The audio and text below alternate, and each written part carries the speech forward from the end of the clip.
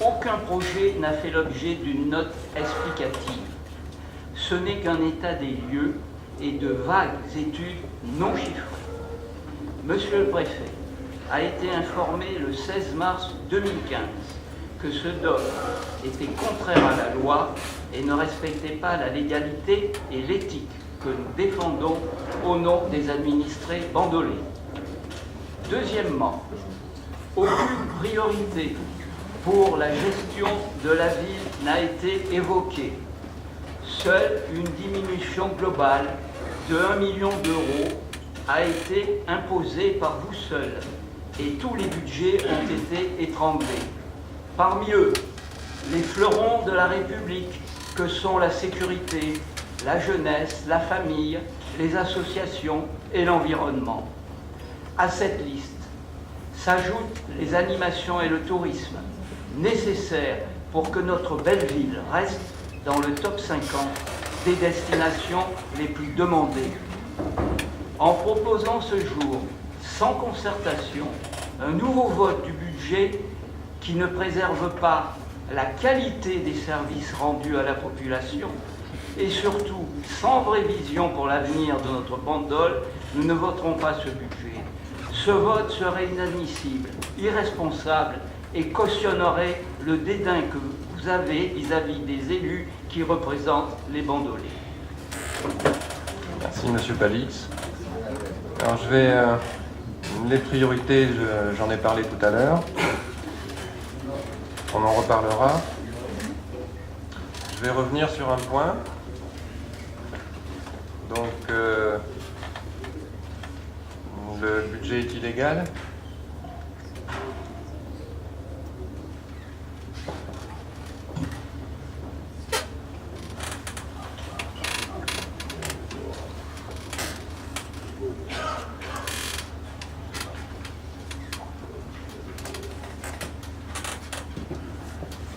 Alors, je comprends effectivement que vous soyez assez sensible à cette problématique.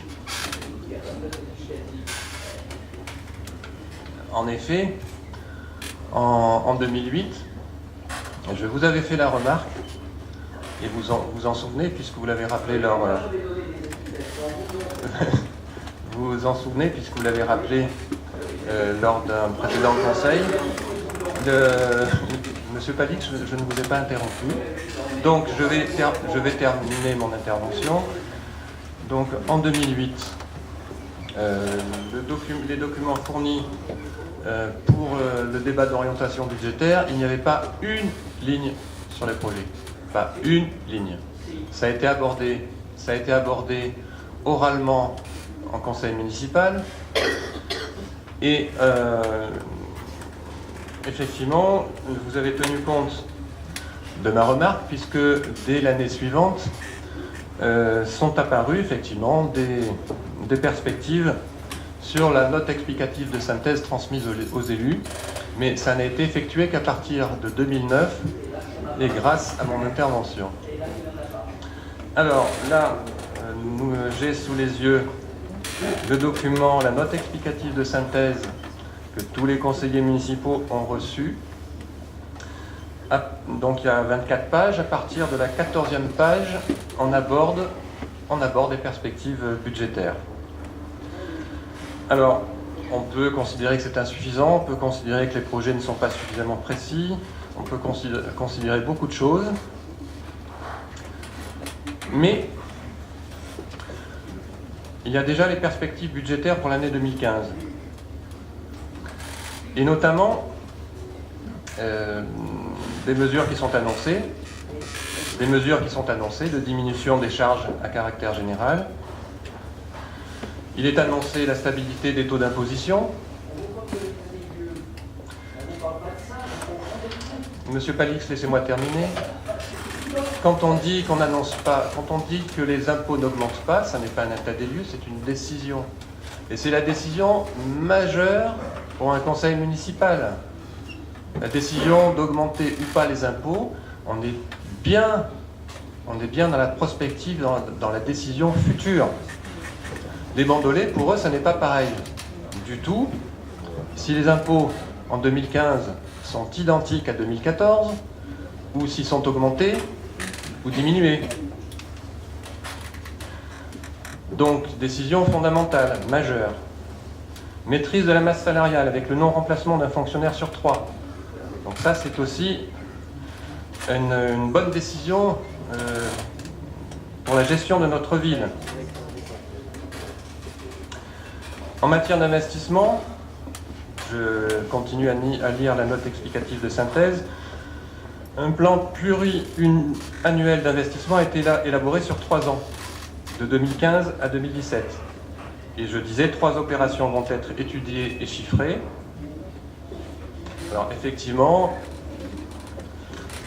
vous semblez assez contrarié que ça ne soit pas encore chiffré, que ça ne soit pas encore fait, que ça n'ait pas commencé. Oui, bien sûr. Je pense que vous devriez attendre au moins la mi-mandat ou la fin de ce mandat pour faire le bilan de la mandature, me semble-t-il. Pour ce qui est de la rénovation du parking du Casino, c'est mentionné dans la note explicative de synthèse.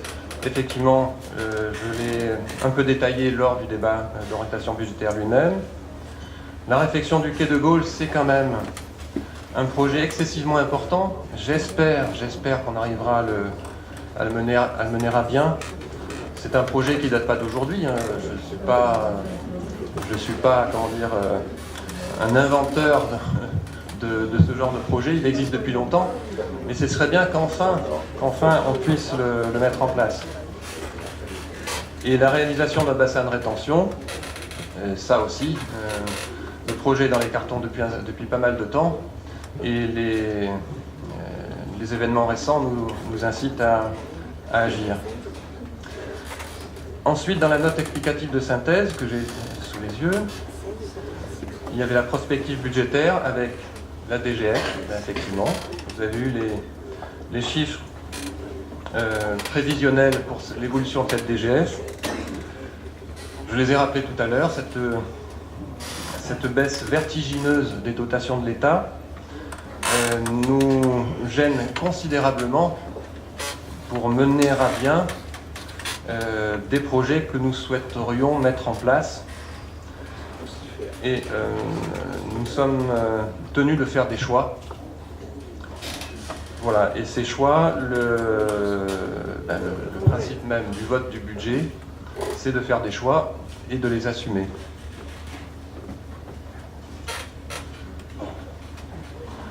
Alors, dans la note explicative de synthèse,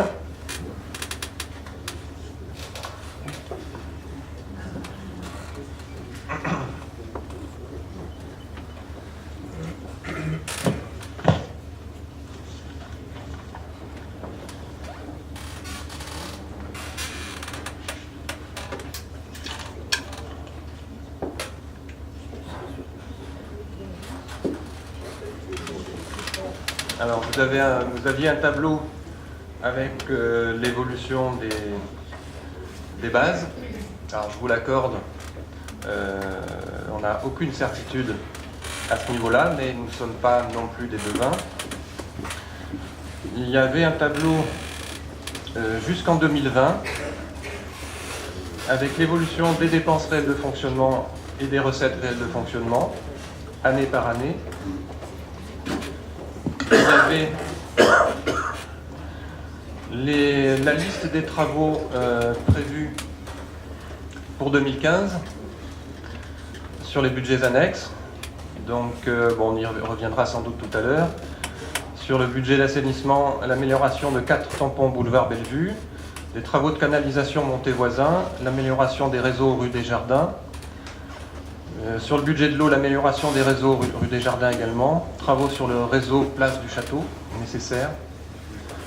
Sur le budget, je vous passerai la parole bien sûr. Sur le budget de la régie des parkings, le parking du 11 novembre, reprise du pluvial. Le parking du Casino, études pour confortation de la digue. Je serais surpris serais surpris que le préfet considère cette note explicative de synthèse comme illégale. Attendons son verdict. Voilà.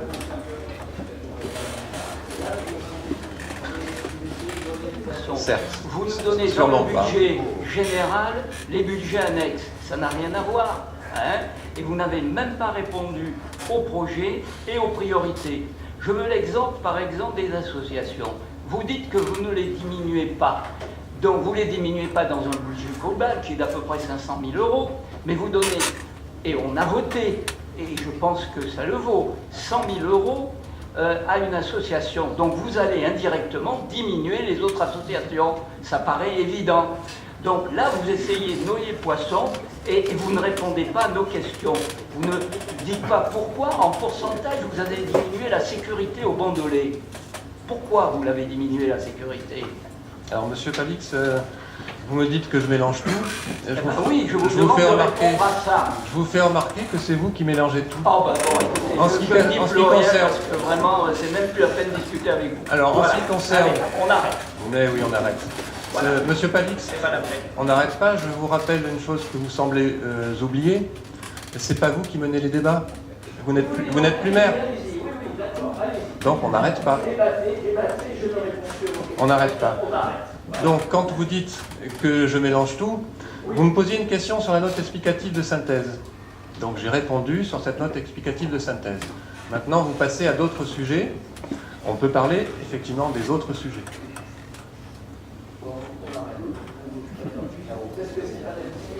Bon. Alors, si vous ne voulez pas continuer, on ne continue pas. Alors, y a-t-il... Oui, Madame Loger. Oui, vous parliez d'assainissement. J'aurais voulu savoir où en étaient les travaux d'assainissement pour les ponts de relevage de la plage de René-Cros. Alors, je pense que M. Abramian répondra mieux que moi, mais ce que je peux déjà vous dire, c'est qu'il y a un budget qui est consacré de... 85 000 euros. Oui, non, c'est un peu plus compliqué que ça. En 2014, il y avait à peu près 250 000 euros qui étaient consacrés. Il y a eu une urgence pour les travaux d'un montée voisin, et donc il a fallu commencer la montée voisin avant de s'occuper des pompes de relevage de René-Cros. Et donc là, vous l'avez remarqué certainement, il y a un montant donc, de 85 à 90 000 euros pour la montée voisin, et qui vont en fait permettre de s'occuper enfin de ce problème des pompes de relevage très important pour René-Cros, puisque ça pollue.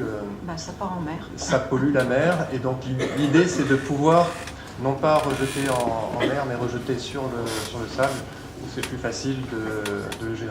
Mais sur le plan technique, M. Abramian va... Oui, pour répondre assez vite, on a eu une grosse fuite sur la canard de la montée voisée, donc on a été obligé de prendre le budget de René-Cros pour sécuriser les pompes et le transférer sur la montée voisée qui avait un risque de pollution pour la plage de Grand Valard.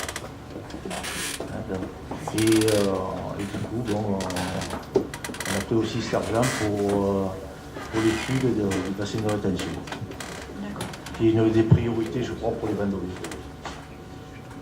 Merci.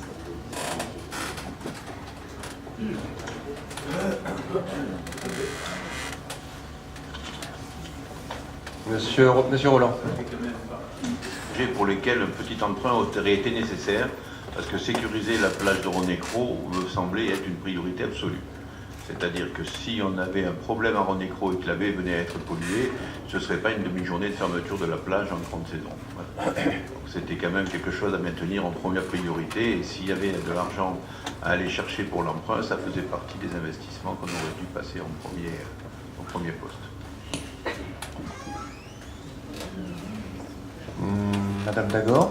Oui, je rebondis sur ce que vient de dire Jean-Pierre parce qu'en fait, il faudrait revenir quelques petites secondes sur les raisons de notre absence la semaine dernière qui, contrairement à ce que certains voudraient faire croire, n'était pas du tout une démarche politicienne, mais nous avons demandé à reporter ce conseil à une date ultérieure, sachant qu'il n'y avait effectivement pas d'urgence puisque nous avions jusqu'au 15 avril, puisqu'entre la présentation du débat d'orientation budgétaire et le vote du budget primitif, aucune des remarques que nous avions faites, parce que nous étions quand même aux réunions de groupe, et comme j'en étais un élément permanent, je peux le dire, toutes les remarques que nous avons faites venant aussi bien des conseillers municipaux de la majorité comme de l'opposition, aucune remarque n'a été prise en compte, aucune réponse n'a été apportée à nos interrogations, et l'exemple que cite Jean-Pierre là maintenant est exactement un point. On en a d'autres qu'on va peut-être développer. Et donc on pense que réduire le débat d'orientation budgétaire à une simple formalité administrative, dans une situation financière dramatique comme vous-même nous l'avez exposé, et on ne peut que déplorer aujourd'hui que le budget qui nous est présenté finalement n'est pas le reflet d'un consensus, d'une discussion, puisqu'à aucun moment, par un moment, les budgets ont été établis alors que nous avions été éloignés par votre volonté de nos délégations, et quand nous avons repris certaines délégations, les budgets étaient, on nous a dit voilà, les budgets c'est ça. C'est la raison pour laquelle on avait demandé à ce que cette réunion, ce conseil soit reporté de façon à ce que l'on puisse débattre sereinement et calmement en réunion, tous les conseillers municipaux de la majorité réunis, et de façon à déterminer ensemble quels pouvaient être les choix importants, budgétaires, pour l'avenir de Bandol. Voilà, ça n'a pas été fait. C'est la raison pour laquelle la semaine dernière, nous n'étions pas là, parce que nous avons demandé un report de cette réunion. Ça n'a pas été fait, c'est refusé, et le budget qui est présenté aujourd'hui est le budget à la virgule près, sur lequel nous avons fait beaucoup de remarques et qui n'ont pas été prises en compte. Voilà. Alors je Nous répondrai. le regrettons. Alors je répondrai. D'abord, ce budget a été préparé effectivement à une période où un certain nombre de conseillers municipaux et adjoints n'avaient plus de délégation. Donc, je le confirme. Je ne suis pas d'accord.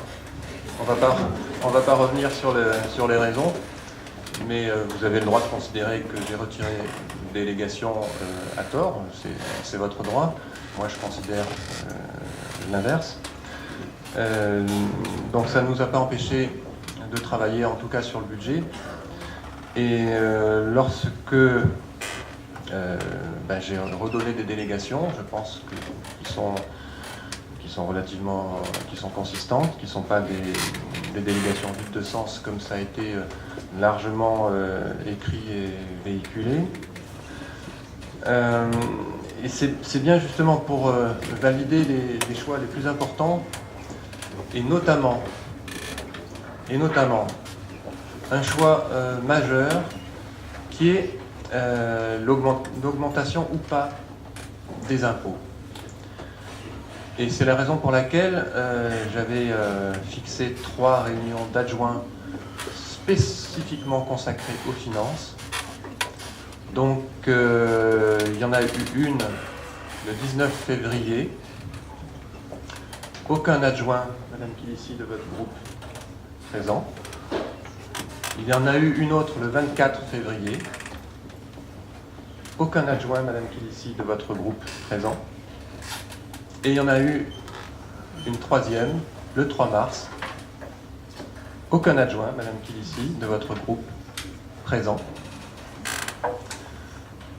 Et il a fallu prendre effectivement une décision extrêmement difficile.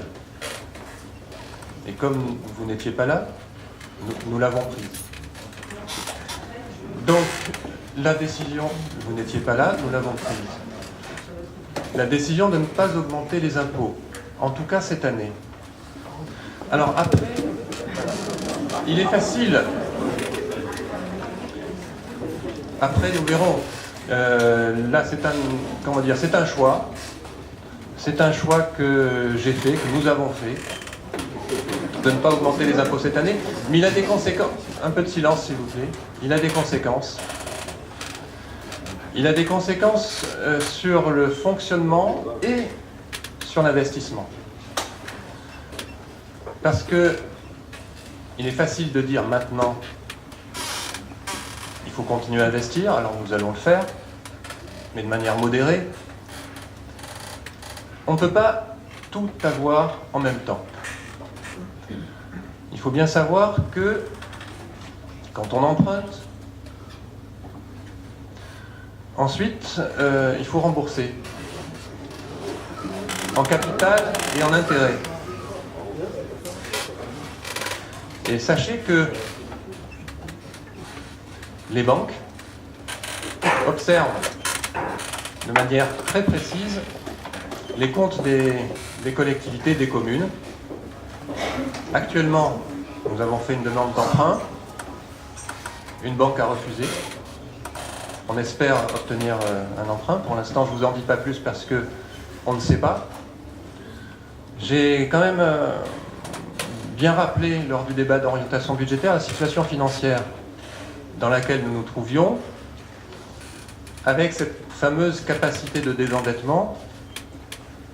Le ratio le plus significatif et explicatif par rapport à la situation financière d'une commune.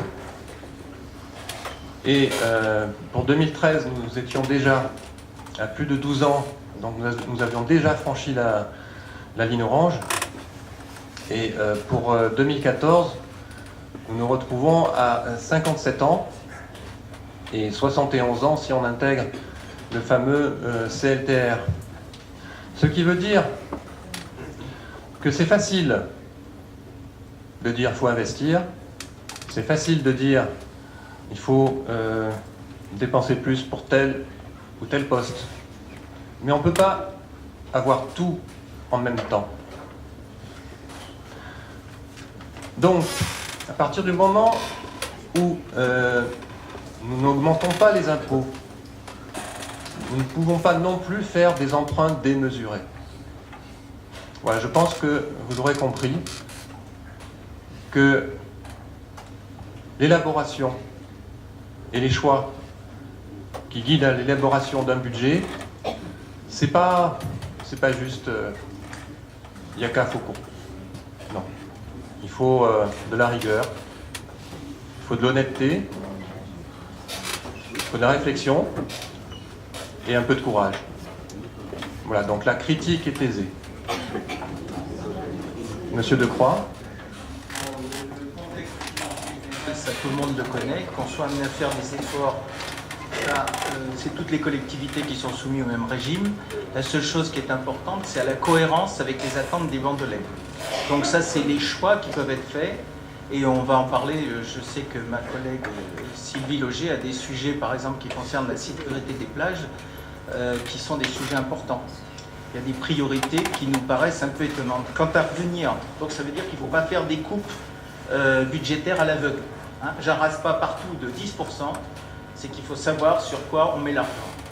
Bon, l'arrêt brutal de l'investissement, permettez-moi de ne pas être d'accord, monsieur le maire, parce que l'arrêt brutal de l'investissement, ça hypothèque les conditions, la pérennité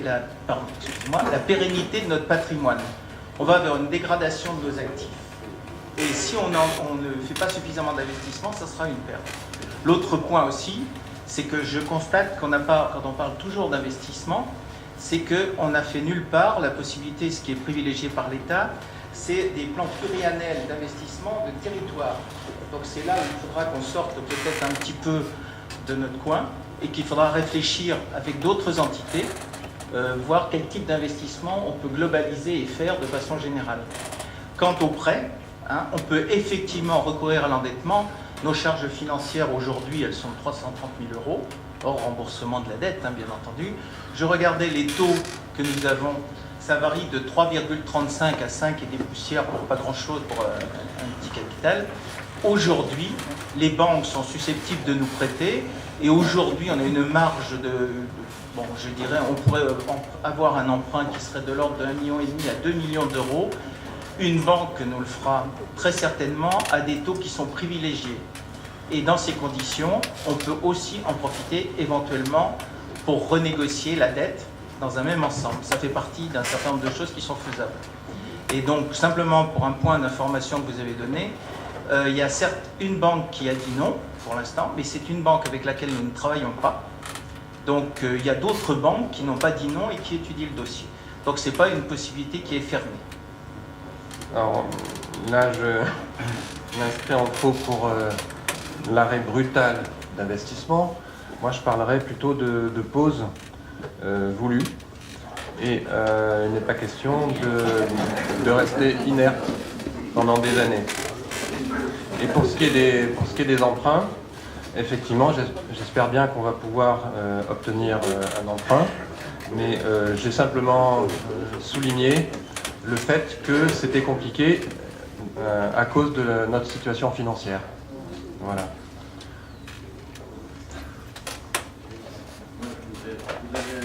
Alors, Monsieur Abramian a demandé la parole. Après Monsieur Roland.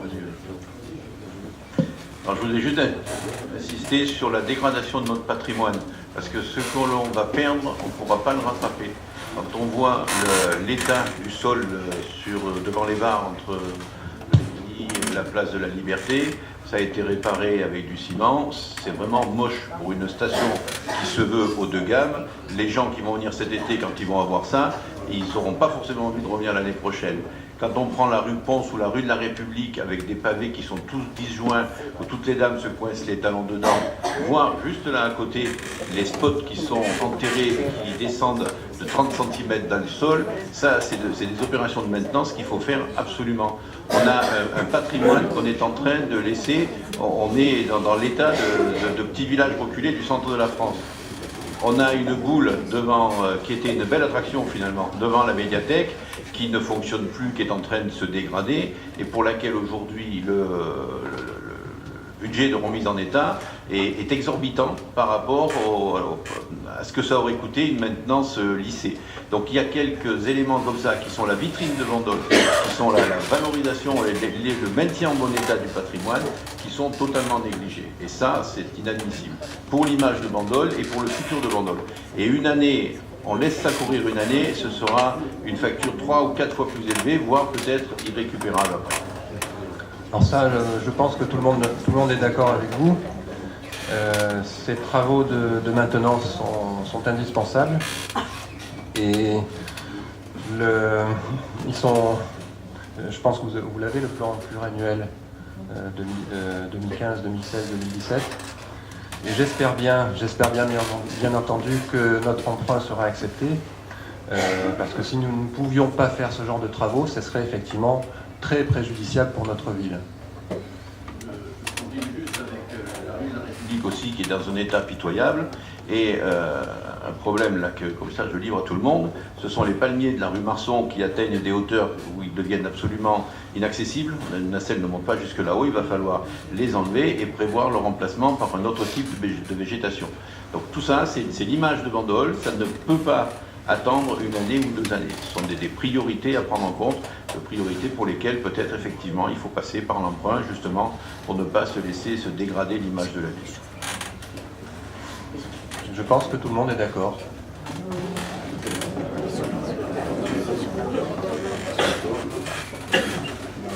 Madame Loger. Oui, moi je voulais intervenir sur ma délégation qui est la sécurité des plages. Et je suis en désaccord sur les économies que vous faites sur la sécurité des plages, qui concernent le fonctionnement, les effectifs que vous avez réduits. Donc sur le fonctionnement, en fait, vous réduisez les ouvertures des postes plages du 15 mai, qui était prévu du 15 mai au 15 octobre. Vous passez du 15 juin au 15 septembre, tout en sachant que les plages sont surveillées tous les jours à partir du 1er juillet jusqu'au 31 août. Alors que les plages étaient surveillées du 15 juin jusqu'au 15 septembre tous les jours. Voilà, ça c'était un bilan, c'était le bilan qui était fait par les chefs de secteur depuis 2008. Ensuite, vous réduisez les effectifs, chose qui avait été demandée par les anciens chefs de secteur. Vous aviez 4 agents, 4 nageurs sauveteurs au niveau des postes, donc qui comprenaient Grand Valac, le casino, la plage centrale, la plage de Rennes-Cros. Et là, vous réduisez à 2 donc vous diminuez de moitié au niveau des postes plages.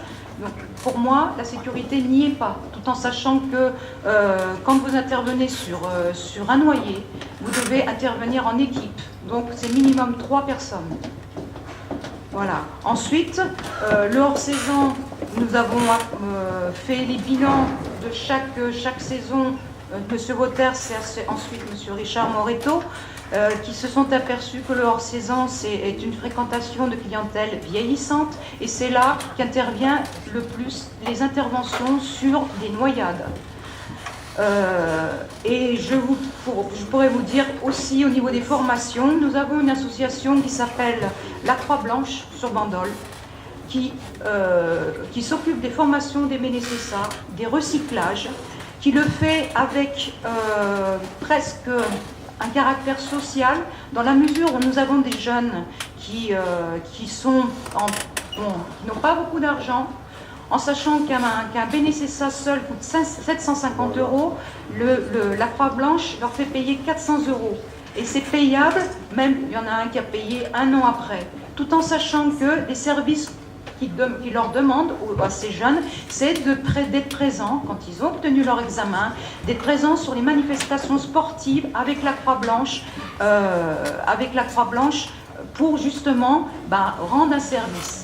Voilà, ils payent moins, mais ils rendent service à la Croix-Blanche. Maintenant, vous avez choisi un autre organisme, je ne veux pas le citer, parce que pour moi, c'est pas...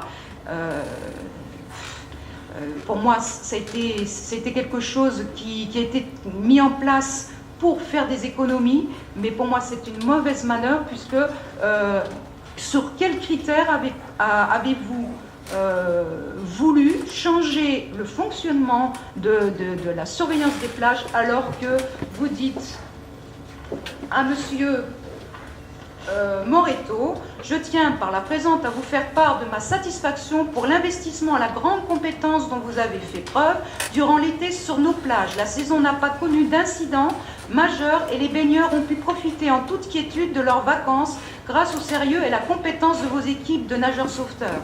Là, vous changez complètement le fonctionnement et vous diminuez les effectifs, vous diminuez l'ouverture des postes plages. Voilà, le maire se doit d'assurer la sécurité de ces plages en adéquation avec leur taux de fréquentation. Elle doit tenir compte de bilans saisonniers de chaque année écoulée, bilan rédigé par le chef de secteur des plages. Voilà. Alors, donc il s'agit de la SNSM. Effectivement, j'ai fait ce choix et je l'assume et je vais vous expliquer pourquoi. Alors, les dates. Alors, effectivement, période un petit peu réduite.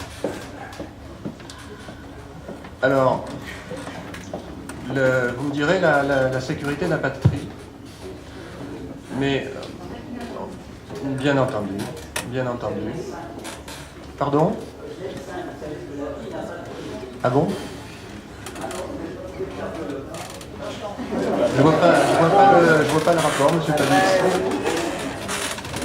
Ça vous fait rire? Oui. Alors, puisque vous prenez la vie des gens en rigolant, moi pas.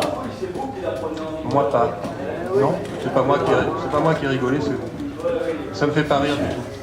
Alors maintenant, on va repasser un petit peu aux choses sérieuses.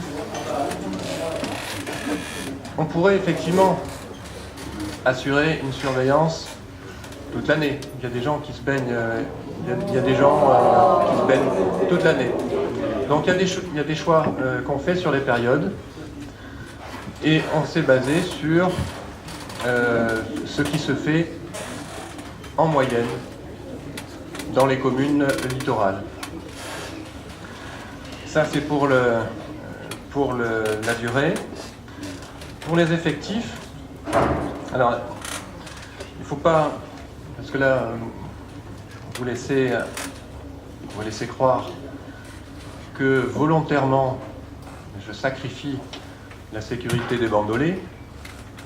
Ça me paraît un petit peu abusif. Moi, privilégie au contraire la sécurité et le professionnalisme. Je ne pense pas par hasard que la SNSM travaille avec plus de 150 communes en France.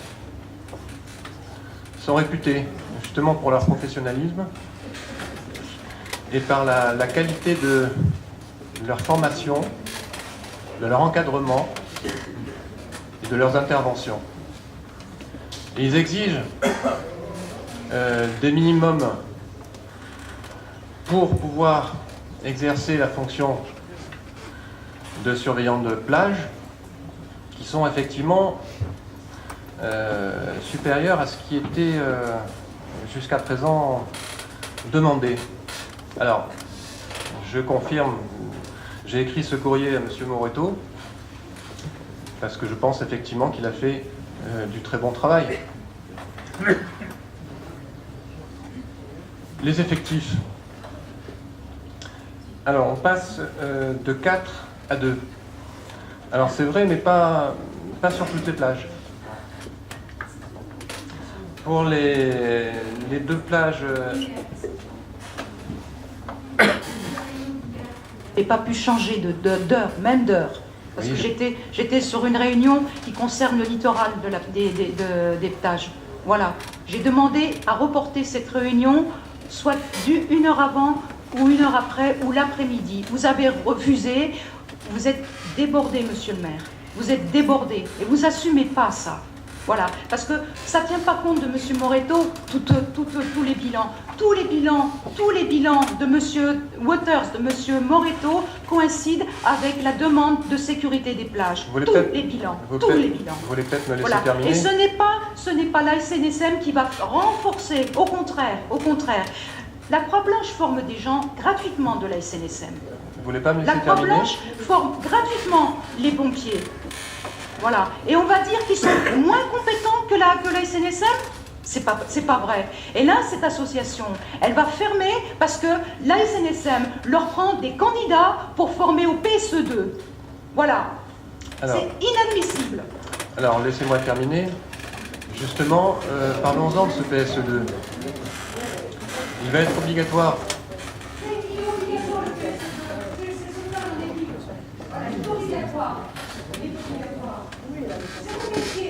Oui. Il y a pas mal de gens qui n'ont pas encore le PSE2. Il n'était pas obligatoire jusqu'à présent. Il le devient. Donc vous connaissez votre métier, mais apparemment pas tout.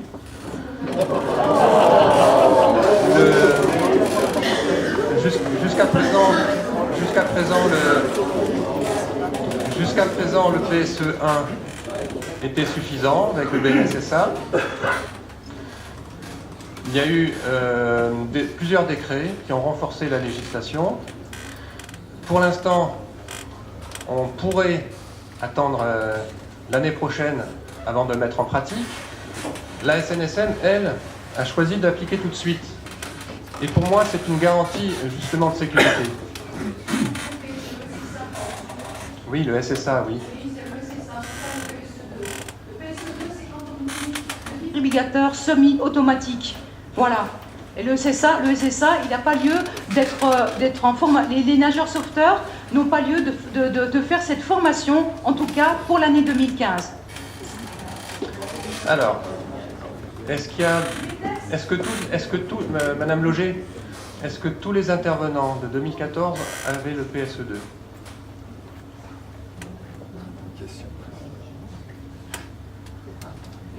Non. Oui. Non. Oui.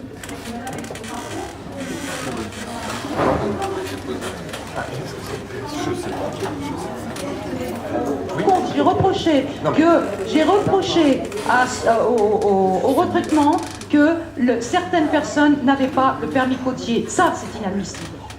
Donc je vous confirme, tout le monde en 2014 n'avait pas le PSE2. Donc il y a deux choses que la SNSM exige, c'est le PSE2 et d'ailleurs les personnes qui en 2014 ont exercé et n'avaient pas le PSE2, on leur a demandé de le passer. Voilà. Donc malheureusement c'est ainsi. Pour moi, c'est au contraire une garantie de sécurité, les exigences de la SNSM. Et vous avez parlé de l'effectif. Un peu de silence, s'il vous plaît, c'est important. Vous avez parlé de l'effectif.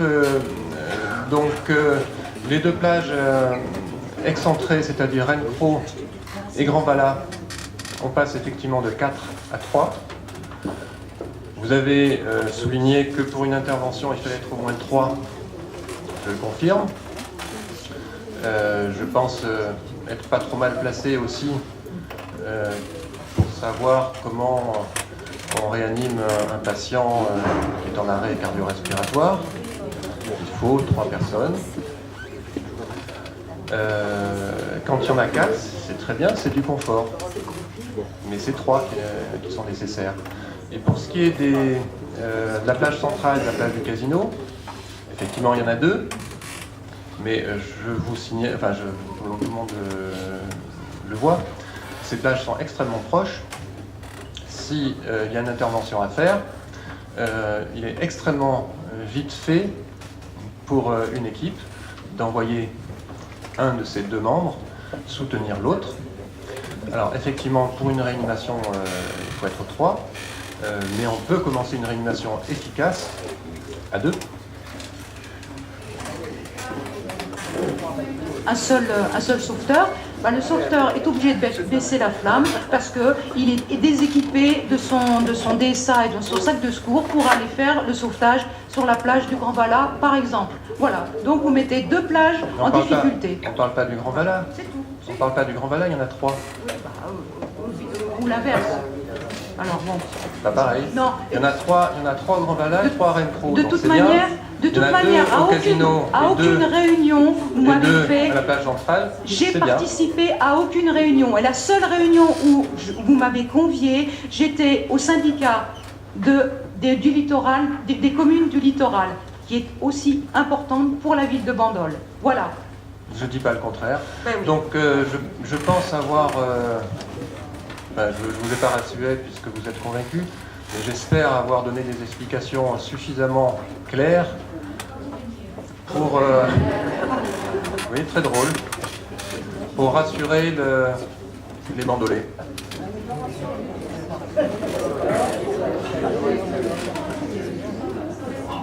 Me retire de la sécurité des plages au niveau du personnel. Je ne veux pas être responsable de vos engagements, monsieur le maire. Je prends acte.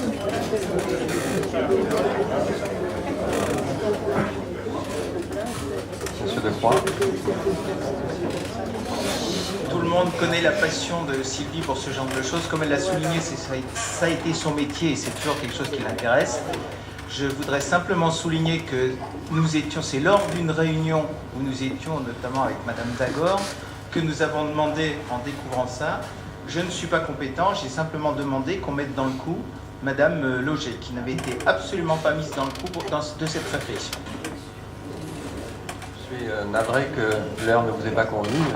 Vous aviez une explication valable. Il y a eu d'autres réunions avant, monsieur le maire. Pas d'autres questions? Monsieur Rossi.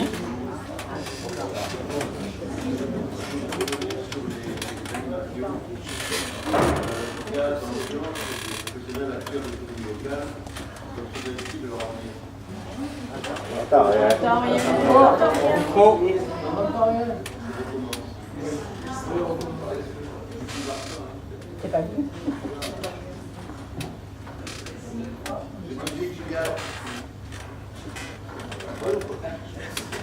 Il y a dans l'audience l'affaire de l'économie locale.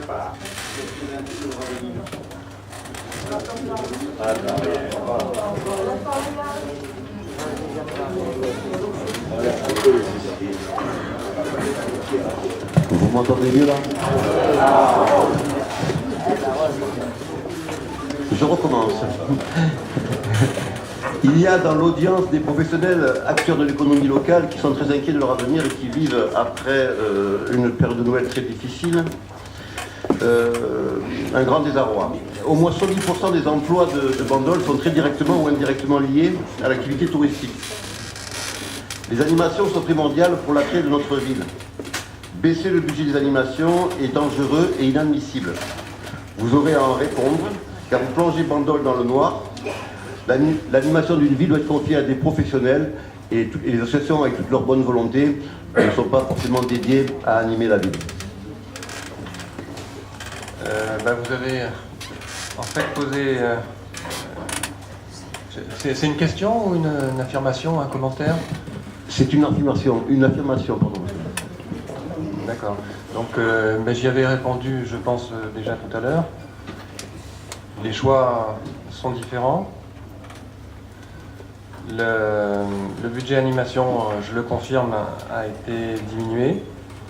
Ça ne veut pas dire qu'on ne veut pas animer la ville. Les services sont chargés de créer des animations pour des coûts moins élevés qu'auparavant. Et je vous rappelle ce que je disais tout à l'heure au niveau de la salle Jules Verne.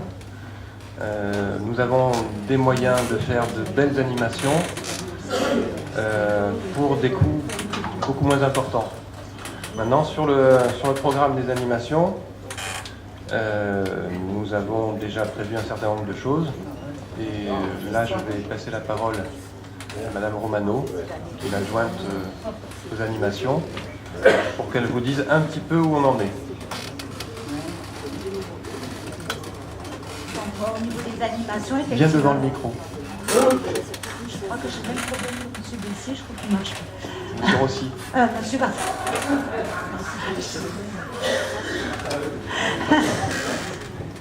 Donc au niveau des animations, effectivement, nous avons travaillé, donc nous avons négocié en attente.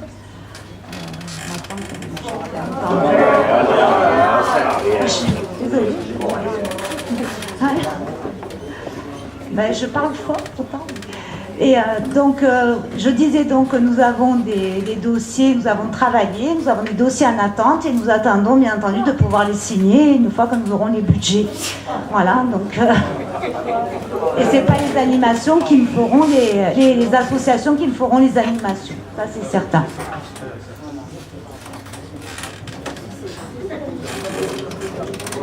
Monsieur Rossi. Ouais. Si vous permettez, j'aimerais vous donner un projet qui va être travaillé avec Philippe Bessier, puisque vous avez dit en préambule, monsieur le maire, que nous ne faisions aucune proposition de cette réunion. Je n'ai pas dit aucune. Très peu. Monsieur Bessier, en septembre 2014, avait déjà travaillé à un budget animation, certes avec des dépenses équivalentes, mais avec des recettes très importantes. Et je vais vous citer quelques points, on verra ce que vous pourrez faire. Il y avait une grande roue prévue pour l'année du tricentenaire, génératrice de recettes pour la ville. 80 animations sur la place de la Liberté, 6 feux d'artifice, 30 soirées à Jules Verne, dont la création du Festival du Rire et de la chanson française, à texte. Le festival lyrique maintenu au Canet, la fête de la musique sur 2 jours, le tricentenaire sur 6 journées d'animation avec les associations de bandolaises. Un plan de communication de 40 000 € inclus dans le budget pour soutenir les spectacles à Jules Verne et les animations en général. Les budgets des vacances de Pâques et de la Toussaint étaient aussi intégrés. 4 000 invitations pour les enfants des écoles pour participer à la grande roue. 5 grands spectacles gratuits et 4 payants au stade, intégrant la pause pour les animations de praticables. J'espère que avec votre budget, vous arriverez à